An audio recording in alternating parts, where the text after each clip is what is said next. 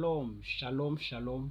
Que le nom du Seigneur soit béni encore en ce jour du jeudi 12 juillet 2022. Nous sommes en train donc de poursuivre avec notre étude sur les âmes spirituelles du chrétien, sujet que nous avons débuté depuis la semaine passée. C'est un sujet que Dieu m'a mis à cœur. Je tiens encore à rappeler que les âmes spirituelles que nous sommes en train d'étudier sont différentes de ce que nous connaissons aujourd'hui. Nous voyons beaucoup de personnes, de chrétiens autant pour moi, qui ne sont pas efficaces dans le combat spirituel parce qu'ils ne connaissent pas d'abord ce que c'est les âmes spirituelles. Et les âmes spirituelles, amen, ça s'étudie dans la parole de Dieu. Et l'apôtre Paul aux Éphésiens nous a donné la description pour connaître quels sont les éléments qui constituent nos âmes spirituelles. Les âmes spirituelles, ce n'est pas parler en langue du matin jusqu'au soir. Les âmes spirituelles, ce n'est pas passer toutes les nuits de prière à chasser les démons. Non, ce n'est pas ça. Nous devons connaître avec quel genre d'âme nous devons combattre l'ennemi. C'est très important, frères et sœurs. Si tu ne connais pas avec quelle arme tu dois combattre l'ennemi, il serait très difficile pour toi vraiment d'être efficace dans le combat spirituel. Mais avant de commencer, je vais d'abord prier. Seigneur, nous te rendons toute la gloire. Nous te disons merci pour cet après-midi. Merci pour ta parole. Merci pour les âmes spirituelles. Merci pour la ceinture de la vérité, du bouclier, de la foi, du zèle, de l'évangile sur les chaussures. Merci maintenant pour le quatrième élément que nous allons étudier, qui est le bouclier de la foi. Seigneur, fais-nous grâce, Seigneur, de comprendre le mystère de cette quatrième arme, afin que nous puissions renouveler notre intelligence par ta grâce et que nous puissions connaître exactement ce que toi tu attends de nous. Sois béni dans le nom puissant de Jésus-Christ. Amen. Alors, bien aimé, comme je disais dans la prière, la première journée, nous avons étudié la ceinture de la vérité. Et je soulignais ceci, que le combat spirituel n'est pas contre les hommes.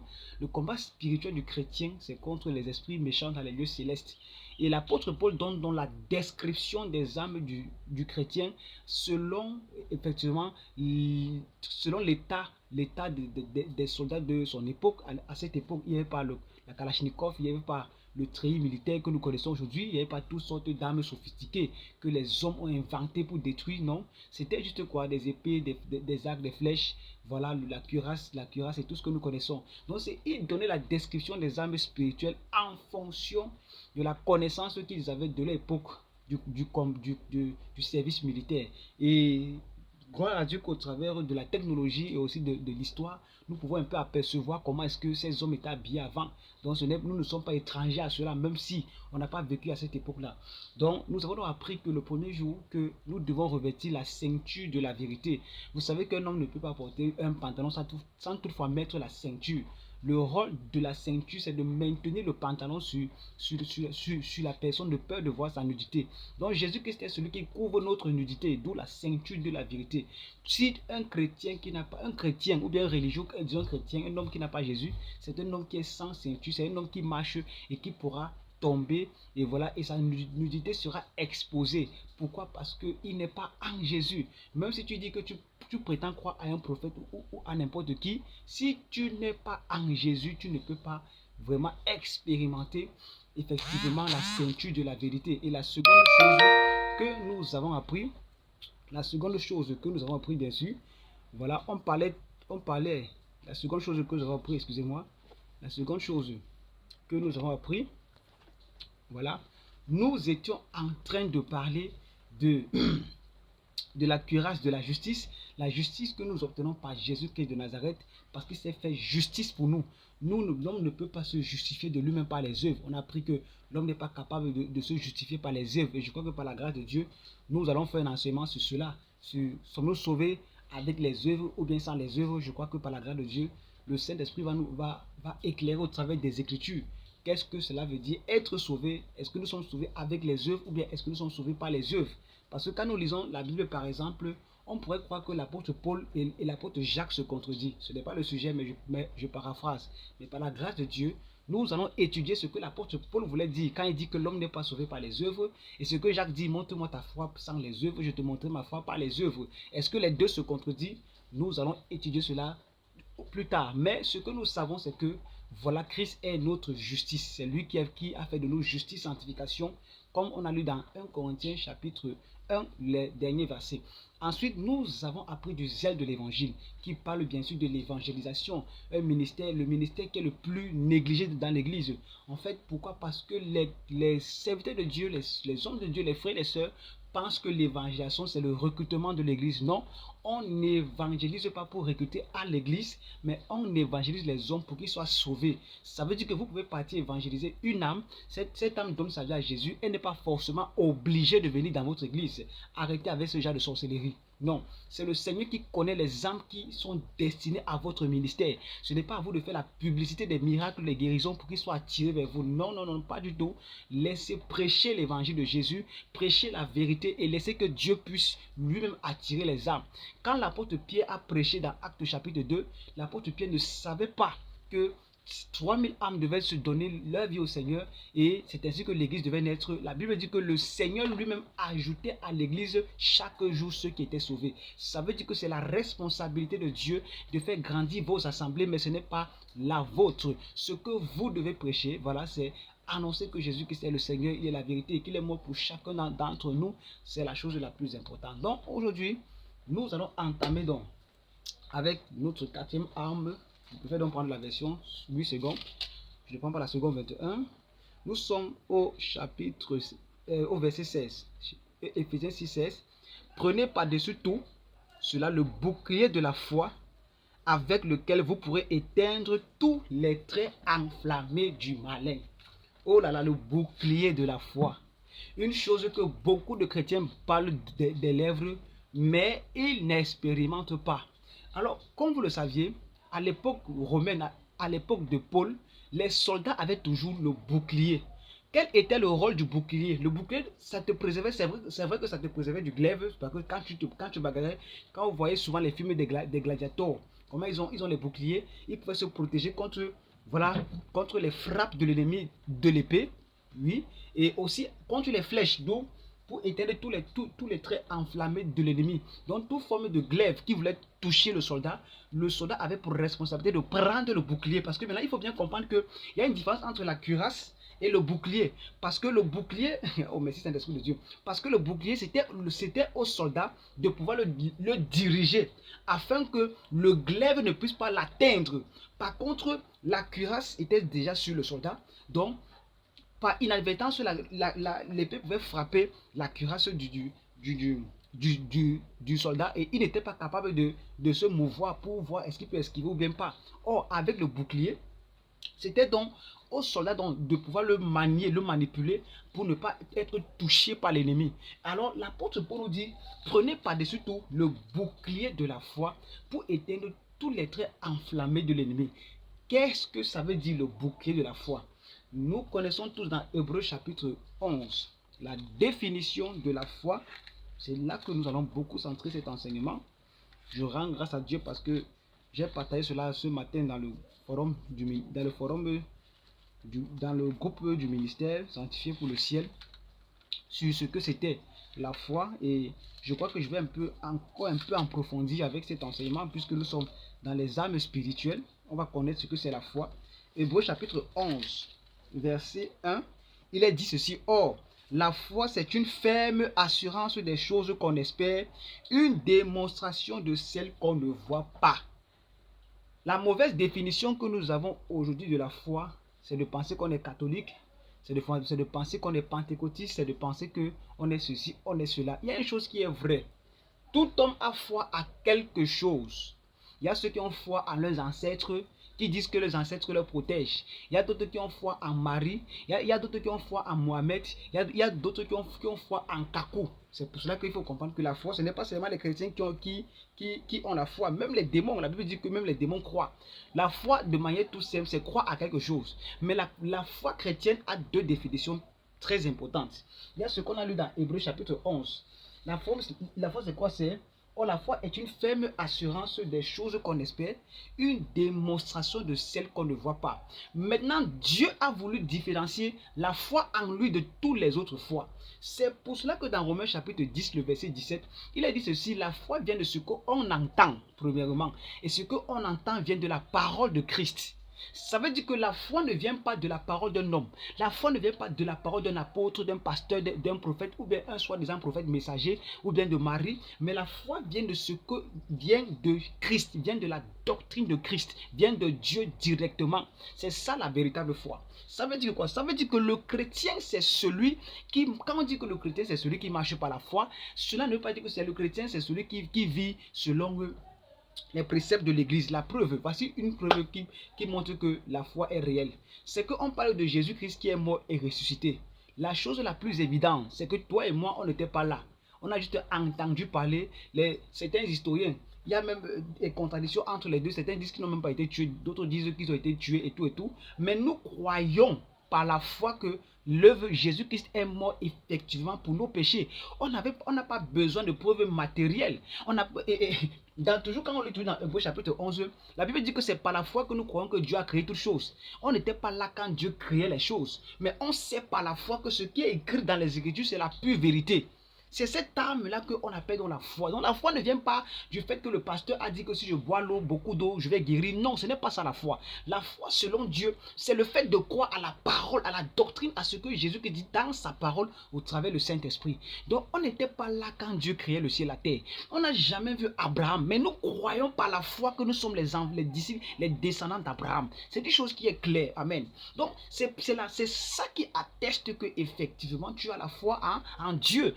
Beaucoup de personnes rejettent, réfutent que Christ soit le Messie parce qu'ils se disent que nous, on n'a pas vu Jésus. On ne le connaît pas. Donc, nous, on préfère croire au prophète messager qui est de notre génération. Cette catégorie de personnes sont déjà disqualifiées de la foi chrétienne. Parce que la foi chrétienne, c'est croire à que Jésus-Christ est mort pour nos péchés. D'où Jean 3, le verset 16. Car Dieu a tant aimé le monde qu'il a donné son Fils unique afin que quiconque croit en lui ne périsse point, mais qu'il ait la vie éternelle. Il y a une différence entre croire et savoir quelque chose. La croyance, c'est attester que ce que la chose là dit, c'est la vérité. Je prends un exemple clair pour que vous puissiez comprendre.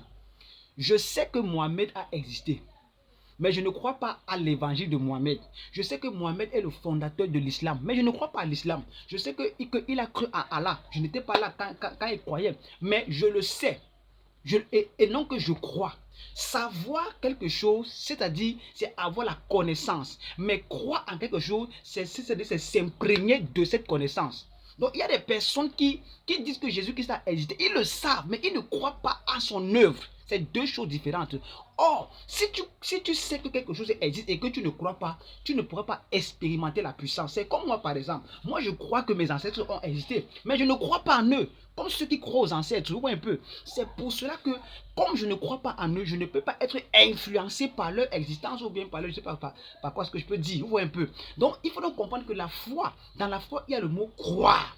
Si tu crois au Seigneur Jésus, et si tu confesses de ta bouche le Seigneur Jésus, et si tu crois que Dieu l'a ressuscité des morts, alors tu seras sauvé. Donc le principe de la foi marche avec la croyance. Il faut croire à quelque chose. Maintenant, quand on parle donc de la foi, la première chose c'est quoi? Et malheureusement, ça me fait très mal parce que les chrétiens ne savent pas que quand tu deviens enfant de Dieu, tu n'es plus pécheur. Ils ne le savent pas. Ils vont te dire, comment ça? Comment je peux devenir saint quand je suis né alors que je vis toujours dans le péché? Non. Le problème n'est pas je vis dans le péché. Le problème est que tu crois que Dieu t'a rendu saint? La sainteté ne concerne pas seulement les papes, comme certains croient. La sainteté ne concerne pas seulement les apôtres qui prêchent, les prophètes. Non, tous les chrétiens sont des saints. C'est pour cela qu'on peut dire évangile selon Saint Matthieu. Matthieu n'est pas devenu saint après sa mort, comme l'église catholique nous a enseigné. Non, tu es devenu saint le jour que tu as cru en Jésus. La Bible dit que Dieu a fait de nous justice et sanctification. Donc tu es devenu saint. Tu as la semence de Dieu en toi quand tu es véritablement devenu enfant de Dieu. Ça ne dépend pas de ce que tes yeux voient, mais ça dépend de ce que Dieu dit. Il t'a déclaré saint. Et s'il te déclare saint, tu dois te regarder saint. Et c'est ça la foi. N'attends pas que tu vas abandonner tes 100 000 péchés que tu commettais pour croire que tu es devenu saint. Non, pas du tout. C'est maintenant que tu dois croire cela. Parce que c'est quand tu vas croire cela que maintenant la sainteté va se manifester maintenant en toi. Le problème problème, c'est parce que les chrétiens, excusez-moi, je fais procès, ils veulent se sanctifier d'eux-mêmes. Ils veulent se sanctifier sans croire au Seigneur Jésus. Ils veulent se sanctifier en croyant qu'ils ont la capacité de pouvoir le faire. Non, tu n'as aucune capacité de pouvoir le faire. La seule chose que tu dois faire, tu dois fixer tes yeux sur Jésus qui est l'auteur et le consommateur de la foi. Tu ne peux pas vivre une vie de sanctification si tu ne crois pas et si tu ne regardes pas à Jésus.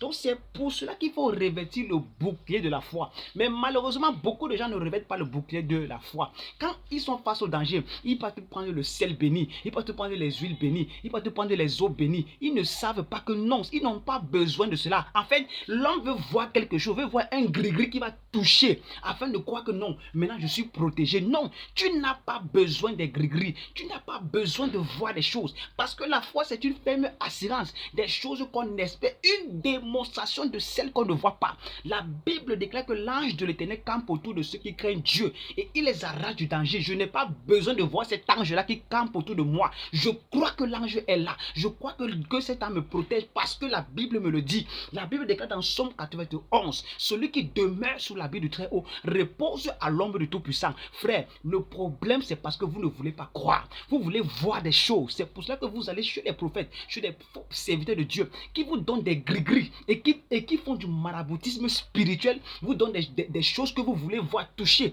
croyant que c'est ça qui vous protège. Et c'est pour cela que vous êtes séduits. Voilà pourquoi l'ennemi, les flèches de l'ennemi vous atteignent. Parce que vous mettez foi à des choses visibles.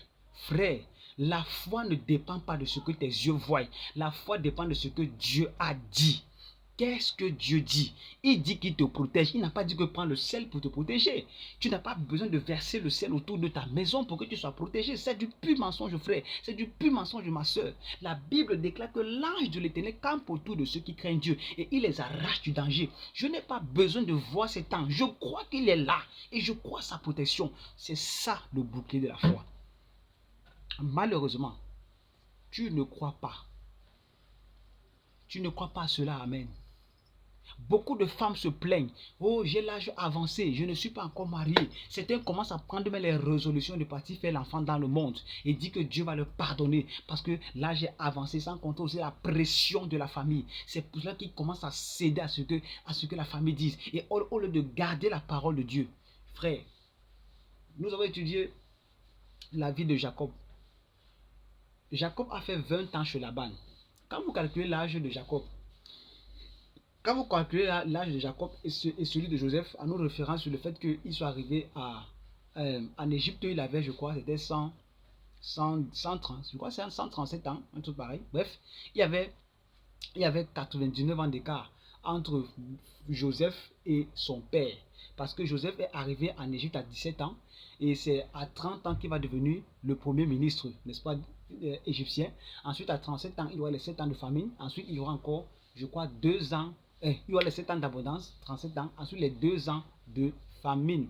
Alors, quand vous faites donc 39 ans, oui, 39 ans plus 99, vous trouvez l'âge, c'est 39 ans, oui, plus 99, vous trouvez l'âge que Jacob avait quand il était arrivé chez Pharaon. Je crois qu'il a dit qu'il avait 130 ans, effectivement, il avait 130 ans. Donc, vous faites 130 ans moins 39, ça veut dire que Jacob a eu son fils à 91 ans. Son fils Joseph, il a eu à 91 ans. Ça veut dire que si on essaie de soustraire, puisqu'il a fait 20 ans chez son beau-père, ça veut dire que Jacob s'est marié à 71 ans. Son frère jumeau était déjà marié avec plusieurs femmes, mais lui, il n'était pas marié et ça ne le dérangeait pas. Donc c'est à 71, disons 70, 71 ans que Jacob va, entre guillemets, voler la bénédiction de son frère. À 71 ans, il n'était pas encore marié. À 71 ans, et c'est là où il part, c'est là où sa maman l'encourage à aller prendre sa bénédiction qui est pour lui, puisque vous connaissez très bien que comment il s'appelle, son frère avait vendu son droit d'aînesse, vous voyez un peu. Donc c'est à cet âge-là qu'il a commencé, on peut dire qu'il a commencé la vie, et il ne s'est jamais plaint. C'est pour te faire comprendre que tu n'as pas besoin de faire de t'écarter des voies de Dieu parce que tu veux voir des choses s'accomplir dans ta vie. Tu dois marcher par la foi, ma soeur. Tu dois marcher par la foi, mon frère. Qu'est-ce que Dieu t'a dit dans le secret? La foi, ce n'est pas ce que tu crois, ce que tu te dis, mais c'est ce que Dieu te dit, parce que la foi vient de ce qu'on entend. Et ce qu'on entend vient de la parole de Dieu, et non de ce que moi je dis. Je peux dire une chose, mais ça ne vient pas de Dieu. Amen. Je peux avoir la foi que non, j'aurai les millions, mais ça ne vient pas de Dieu. C'est ce que Dieu dit qui doit s'accomplir. Et c'est pour cela qu'il demande de manifester la foi. Vous savez pourquoi Abraham, il est le père de la foi? Imaginez-vous un homme à 75 ans qui n'a pas d'enfant. On lui dit que quitte le pays, va dans un pays où je te montrerai. Et quand il arrive là-bas dans Genèse chapitre 15, là où Dieu va renouveler son alliance avec lui, il va dire à Dieu, ah, moi je pars comme ça, là, je n'ai même pas d'héritier. Alors Dieu va lui demander de regarder les étoiles du ciel, de les compter. Telle sera sa postérité. La Bible déclare que quand Abraham a levé les yeux au ciel et qu'il a compté les étoiles, il a cru à ce que Dieu a dit. Et cela lui fut imputé à justice. Donc le fait de croire, ça va au-delà de ce que tu vois. Il n'a pas vu la stérilité de son épouse. Il n'a pas vu le blocage. Mais il a cru à la parole de Dieu. Et c'est ça qui a été une arme pour lui. Et c'est ça que Satan veut détruire. Satan veut que tu ne crois pas ce que Dieu te dit. Quand tu te déclares saint, tu dis que quand tu commences à prier et que tu confesses tes péchés, tu dis Seigneur, pardonne-moi parce que je suis un pauvre pécheur. Tu n'as rien compris. C'est parce que tu crois que tu es encore pécheur que l'ennemi donc te malaxe encore dans le péché. Mais quand tu as la certitude, la conviction que tu es saint, c'est comme ça que tu reçois automatiquement la délivrance du pouvoir du péché sans qu'on ne t'impose les mains. Parce que la foi vient de ce qu'on entend. Et ce qu'on entend vient de la parole de Dieu. Le même Abraham, après 25 ans, quelques années plus tard, Dieu lui demande son fils en sacrifice. Lisez Hébreux chapitre 11. Là-bas, il est dit ceci, que Abraham a accepté de donner son fils à Dieu parce qu'il savait que Dieu est assez puissant pour ressusciter Isaac. Donc, il savait par la foi que Dieu serait capable de le ressusciter. Il n'avait jamais lu Genèse, je ne sais pas, où il y avait une histoire de résurrection, mais il savait que le Dieu en qui il a cru est capable de ressusciter même les morts. C'est pour cela qu'il a pris son fils de bon matin. Après 3 jours de marche, arrivé au mont Moria, il était prêt à l'offrir en sacrifice. Pourquoi? Parce qu'il croyait à la parole de Dieu. Donc, la foi, c'est croire ce que Dieu t'a dit. Qu'est-ce que Dieu t'a dit? Ce que Dieu t'a dit, cela va s'accomplir. Tu n'as pas besoin d'aider Dieu. Ce que Dieu a dit dans ta vie, cela va s'accomplir. Et c'est ça, marcher par la foi. Quand on dit que pour éteindre tous les traits enflammés de l'ennemi, c'est pour dire pour ne pas se laisser corrompre par ce que le diable dit. Lisez les Écritures. Quand les 12 espions sont rentrés de la terre promise, ils ont vu tous des géants. Il y avait des géants. Il y avait des géants. Mais seulement 2 se sont distingués. On dit que même si les géants, l'Éternel des armées est avec nous. Et les 10 autres ont découragé le peuple. Écoutez bien, Dieu, il avait dit que celui qui... voilà, disons là dans Hébreux 11. Disons ça un peu rapidement, le temps ne fait que passer. Dans Hébreux chapitre 11, il a dit ceci. Écoutez bien ce que Dieu dit. Il dit, voilà, verset 3, c'est par la foi que nous reconnaissons que le monde a été créé, formé par la parole de Dieu, en sorte que ce qu'on voit n'a pas été fait des choses visibles. C'est voilà, verset 6. Or, sans la foi, il est impossible de lui être agréable, car il faut que celui qui s'approche de Dieu croit que Dieu existe et qu'il est le rémunérateur de ceux qui le cherchent, c'est-à-dire celui qui paye le salaire. Rémunérateur veut dire celui qui récompense. Alors il dit que sans la foi, on ne peut pas être agréable à Dieu. Pourquoi le peuple a fait 40 ans dans le désert? C'est pas parce qu'ils avaient fait le veau d'or. C'est pas parce qu'ils avaient couché ou bien forniqué ou bien péché. Non, mais c'est parce qu'ils ont douté de Dieu. Ils ont dit que Dieu n'était pas capable de les délivrer de ces géants. Écoutez, c'est une réaction normale de Dieu. Parce que si je suis un homme puissant, j'ai de l'argent et que mon entourage sait que je suis puissant, j'ai de l'argent et qu'il doute que je suis capable de faire certaines choses, ça va m'énerver. Je vais prendre des décisions hostiles et c'est ce que Dieu a fait. Dieu s'est fâché de son peuple. Dieu a dit que son peuple n'entrerait pas dans la terre promise juste parce qu'ils ont cru à ce que les autres disaient. Ils ont même voulu retourner en Égypte. C'est là où donc Dieu s'est frappé. Il a dit que toute la première génération là va mourir dans le désert. Pourquoi? À cause du manque de foi. Le manque de foi fait en sorte que les traits enflammés de les flèches de l'ennemi te touchent. Pourquoi? Parce que tu doutes de la parole de Dieu. Tu doutes de ce que Dieu te dit. Tu commences à regarder ta situation.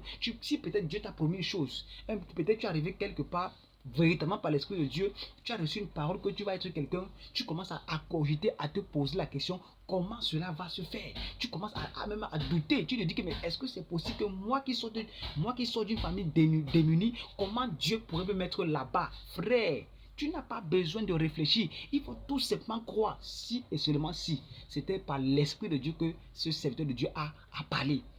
Donc, quand tu ne marches pas, quand tu ne crois pas la parole de Dieu, quand tu ne crois pas ce que Dieu dit, pour lui, c'est une infamie. Il dit que tu ne peux pas lui être agréable. Tu ne peux pas être agréable parce que tu doutes de Dieu. Donc le doute est le contraire de la foi. Et c'est ce que Satan veut s'aimer dans les cœurs. C'est pour cela que tu vas dans l'église parce que tu doutes de Dieu. Parce que tu crois que non, j'ai testé là-bas, ça n'a pas donné, il faut que j'aille là-bas. Et c'est comme ça que les hommes sont, même les chrétiens. Vous allez voir des chrétiens qui vont à l'église et en même temps qui vont chez les marabouts. Les chrétiens qui disent un pied Jésus, un pied c'est les ancêtres. Parce qu'ils ne croient pas à la puissance de Dieu. Parce qu'ils ne croient pas que Dieu est capable de pouvoir faire des choses extraordinaires. Or, c'est ça la foi. Lisez. Prenez le temps de lire Hébreux chapitre 11. Prenez le temps d'étudier la Bible. Vous allez voir que ce qui a fait la force des justes, de ceux qui craignaient Dieu dans l'Ancien Testament comme dans le Nouveau, c'est parce qu'ils marchaient par la foi. C'est parce qu'ils croyaient à ce que Dieu dit. Et j'ai eu la grâce personnellement d'avoir connu un homme de Dieu qui est déjà mort. Je crois par la grâce de Dieu qui est dans la gloire. C'était un Suisse qui s'appelait Werner Hahn. Quand le Seigneur lui a mis à cœur de venir prêcher l'évangile au Cameroun, il a dit à Dieu, Seigneur, j'ai besoin de 100 000 Bibles pour le Cameroun. Et c'est comme ça donc qu'il s'est mis à prier, il a prié un temps de jeûne, il a partagé ça avec les frères et les sœurs. Alors au moment de partir, en fait quand il fallait commander, il avait un peu d'argent, il a encore prié, il a pris cet argent, il allait commander 100 000 Bibles pour envoyer au Cameroun. Et quand il a donc passé la commande, puisqu'il n'avait pas l'argent totalement, il a continué à prier, il a prié pendant 21 jours de jeûne et de prière. Et c'est comme ça que Dieu a béni. Il a eu l'argent qui a payé et les Bibles et le transport des Bibles jusqu'ici à Bonabéry. J'ai touché ces Bibles-là, je sais de quoi je parle. Cet homme, par la foi, a dit, je veux 100 000 Bibles pour le Cameroun. Et le Seigneur a agréé cela. Il a eu ces Bibles-là par la foi. Oui, frère, par la foi, il a eu 100 000 Bibles pour le Cameroun qu'on avait distribué gratuitement quand j'étais encore dans ce ministère. Donc c'est pour vous faire comprendre que nous, les chrétiens, nous devons marcher par la foi. On ne marche pas par la vue, frère. Quelles que soient les difficultés, ne regarde pas la situation du pays pour ceux qui sont au Cameroun. Oui, c'est vrai, la vie devient chère et tout. Mais crois que tu es à Goshen. Parce que quand les plaies frappaient l'Égypte, tous ceux qui étaient à Goshen n'étaient pas touchés. Commence à confesser cela. Ne marche pas comme une personne qui n'a pas d'espérance. Frère, ça ne dépend pas de qui est au pouvoir ou bien de qui part ou bien qui vient. Ça dépend de Jésus. Ça dépend de Dieu. Et même si Dieu ne nous délivre pas, ça fait quoi? Il est toujours Dieu. Nous croyons en lui. Nous sommes fermes comme Shadrach, Meshach, Abednego et Daniel dans la fosse au lion et la fournaise ardente. Voilà le style de chrétien qui ne peut pas être touché par les traits enflammés de l'ennemi. Oh, tu apprends une nouvelle, ton enfant est malade. Tu commences à paniquer. Non, tu ne paniques pas. Ceux qui se confient en l'Éternel ne sont point déçus, ne sont point confus. Ils sont comme la montagne de Sion. Les montagnes entourent Jérusalem. Ainsi l'Éternel entoure son peuple. Oui, tu as la foi. Même si tu marches dans la vallée de l'ombre de la mort, tu ne crains aucun mal. Tu as la foi, frère. Tu as la foi, ma soeur.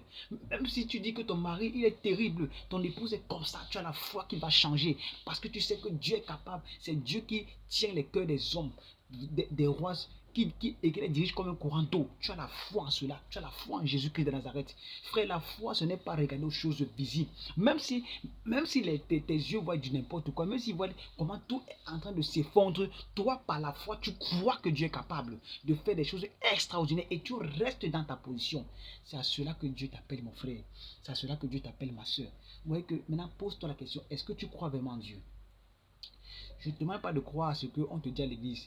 Je ne te demande pas de croire parce que tu vas à l'église. Est-ce que tu crois vraiment en Dieu? Pose-toi cette question cet après-midi. Est-ce que tu crois en Dieu? Est-ce que véritablement tu as la foi?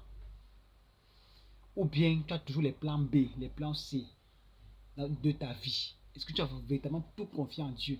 Vous savez, cette expression donner sa vie à Jésus n'est pas écrite dans la Bible littéralement. Mais elle porte véritablement son sens. Parce que donner sa vie à Jésus, c'est-à-dire c'est renoncer à sa propre vie. Afin que Jésus-Christ soit vivant en soi. Alors si Jésus-Christ donc dirige ta vie et qui veut t'amener ta vie là où toi tu ne veux pas, est-ce que tu seras prêt à céder? C'est ça la foi. C'est ce bouclier de la foi que nous devons avoir, frère. Tu n'as pas besoin de courir de pasteur en pasteur, de prophète en prophète. Ne cherche pas les paroles de connaissance, ne cherche pas les prophéties dans ta vie. Crois tout simplement à ce qu'il a dit dans ses Écritures. Tu verras sa gloire. Ce que Dieu dit, pas ce que tu dis de toi, mais ce que Dieu dit de toi va s'accomplir aussi longtemps que tu te confies en lui. Donc vous voyez que si tu n'as pas Jésus, premièrement, tu n'as pas la justice, tu n'es pas zélé pour l'évangile et que tu n'as pas la foi, comment tu vas être efficace dans le combat spirituel? Un vrai chrétien qui a la foi, il sait que Dieu le protège. Il n'a pas besoin forcément de passer toute une nuit de prière, sauf s'il est poussé par le Saint-Esprit. Il dort calmement parce que c'est dans son sommeil que Dieu le bénit. Or, le méchant, il doit travailler, de transpirer comme Caïn, comment ça s'appelle, transpirer comme Ésaü pour chercher une bénédiction qu'il n'aura même pas du tout. Or les Jacob sont tranquilles là et on apporte la bénédiction à eux sans qu'ils ne fassent les efforts. C'est ça la foi. Je ne parle pas de la paresse. Je ne dis pas qu'il faut se coucher pour que l'argent sorte. Quand je parle de bénédiction, je ne me refais pas aux finances. Je ne me refais pas à la prospérité financière. Écoute bien ce que je dis. Amen. Quand le Seigneur veut te bénir, amen, il faut d'abord que tu crois qu'il est capable de changer ta vie. Il faut que tu crois en lui. Et si tu crois en lui, maintenant, il va commencer à te diriger, à te montrer comment les choses devront se faire. C'est très important, mon frère, c'est très important, ma soeur. Ne reste pas là. Tu dis que non, moi j'ai déjà un plan B. Non, n'aie jamais le plan B. Ne doute pas de ce que Dieu dit. Nous doutons, c'est pour cela que nous vivons dans le péché, c'est pour cela que nous vivons dans le désordre, c'est pour cela qu'on fait la prostitution spirituelle, on va d'église en église, parce qu'on doute de Dieu, parce qu'on ne croit pas à ce que Dieu dit, parce que, frère, nous devons nous repentir. Est-ce que tu as le bouclier de la foi? Est-ce que tu crois à ce que Dieu dit? Est-ce que tu peux éteindre tous les traits enflammés de l'ennemi? Il y a des personnes parmi vous, 5 ans, 10 ans dans la foi. Mais il faut toujours que le pasteur, que vous appelez le pasteur pour moindre petit problème. Ce n'est pas normal. Ce n'est pas du tout normal, frère. Le pasteur n'est pas un marabout. Nous ne sommes pas les marabouts, les serviteurs de Dieu. Nous aussi, on a besoin qu'on prie pour nous. L'apôtre Paul, il a dit ceci, il a prié pour moi. Parce qu'il voulait faire comprendre qu'on doit tous regarder à Christ. Car c'est lui l'auteur et le consommateur de la foi. Je vais terminer en prenant cet exemple clair pour que tu puisses comprendre ce que c'est la foi, marcher par la foi. Quand Jésus marche sur les eaux, et toujours comme d'habitude, Pierre est tellement zélé, a demandé à Jésus qu'il voulait faire pareillement. La Bible dit, Jésus a dit, ok, viens, la parole de Dieu. La foi vient de ce qu'on entend. Jésus a dit, viens. La Bible dit ceci, que quand Pierre marchait sur les eaux, il fixait Jésus. Et quand il fixait Jésus, il avançait. Or, c'était en pleine tempête. Ce n'était pas le genre que l'eau était calme, douce, comme peut-être vous pouvez imaginer. C'était en pleine tempête. Alors, Pierre marchait et il fixait les regards sur Jésus. Au moment où il a détourné son regard sur Jésus et qu'il a commencé à voir les circonstances, c'est là où il a plongé. C'est ça l'image de la foi. Quand il marchait et qu'il fixait Jésus, il ne voyait pas les circonstances. Ses yeux, c'est comme si ses yeux étaient fermés par rapport aux choses de l'extérieur. Il regardait à Jésus. Et parce qu'il regardait à Jésus, il pouvait marcher. Mais quand il a commencé à détourner son regard et à voir des choses où il s'est trouvé, il s'est plongé. C'est ainsi que si tu ne regardes pas Jésus, tu vas commencer à voir ton âge avancer. Où est le mariage? Où est l'enfant? On commence à chercher les solutions. Même les chrétiens vont dire que va faire l'enfant dehors parce que voilà, je n'avais pas donné les enfants. Oui, on commence à voir les circonstances au lieu de fixer les regards sur Jésus, au lieu de regarder seulement à Jésus et croire à ce que Jésus dit. On commence à vouloir prendre des résolutions loin de Dieu qui n'honore pas Dieu. Frères et sœurs, nous devons nous repentir. Ayant les regards fixés sur Jésus qui est l'auteur et le consommateur de la foi, c'est ainsi qu'on marche dans la foi. C'est pour cela que l'écrivain aux Hébreux peut dire dans Hébreux 10, nous ne sommes pas de ceux qui se retirent pour se perdre. Parce que quand tu te retires de la foi, tu n'es plus agréable à Dieu. Et c'est pour cela que beaucoup de personnes sont loin de Dieu, bien qu'allant à l'église, mais ils n'ont pas foi en Dieu. La preuve, ils ont encore foi aux marabouts, aux ancêtres, aux choses qui n'ont pas de sang, aux talismans, aux pommes bénies, aux balais bénis, aux mouchoirs bénis. C'est pourquoi, parce qu'il faut qu'on voie quelque chose, il faut que je touche ça, il faut que j'achète d'abord cela, parce que dans certaines églises, ces balais, ces mouchoirs, ça coûte cher, on achète. Donc ce n'est pas grâce, c'est parce que j'ai acheté que maintenant j'arrache ma bénédiction. Maintenant comme je vois ça, je crois. Et si en sortant on vole ton balai, si en sortant de l'église on vole ton mouchoir, ou bien si ton mouchoir disparaît à la maison, et ça dit que Dieu ne peut plus te protéger, Dieu ne peut plus te délivrer. c'est la preuve que tu n'as pas mis ta foi en Jésus. Tu as mis ta foi des choses. Et c'est de l'idolâtrie. Et aucun idolâtre n'ira au ciel. Je te dis la vérité. Si tu veux, tu crois. Si tu veux, tu ne crois pas. Ma responsabilité est de te dire la vérité. Voilà un exemple biblique qu'on a vu des serviteurs de Dieu, de l'apôtre Paul qui nous demande d'avoir le bouclier de la foi. Et c'est moi qui le dirige. Ce n'est plus comme la cuirasse de la justice. C'est moi qui lève le bouclier. C'est-à-dire quand Satan envoie sa parole, je fais comme Jésus. Tu dis ceci, mais qu'est-ce qu'il est écrit? Pam, je barre. Il est écrit. Pam, je barre. Il est écrit. Pam, je barre. Qu'est-ce que Dieu m'a dit? Je vais me marier. Même si là j'ai avancé. Pam, je barre la parole de l'ennemi. J'aurai les enfants. Même si le temps est passé. Pam, je barre. Même si mon épouse, je suis stérile ou bien quoi que ce soit, je sais que j'aurai un enfant.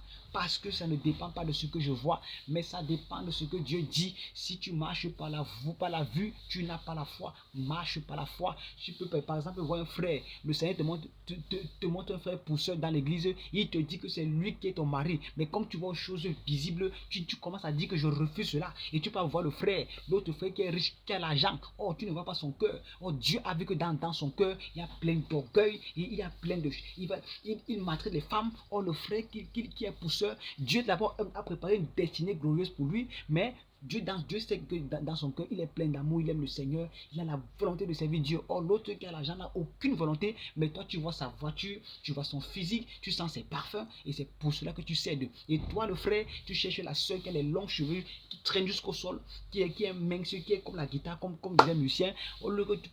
Oh, Dieu sait que ton bonheur, c'est sur la sœur de l'église qui est infime, qui n'est pas selon toi belle de visage, mais Dieu sait qu'elle est soumise, Dieu sait qu'elle aime le Seigneur, Dieu sait qu'elle va te soutenir dans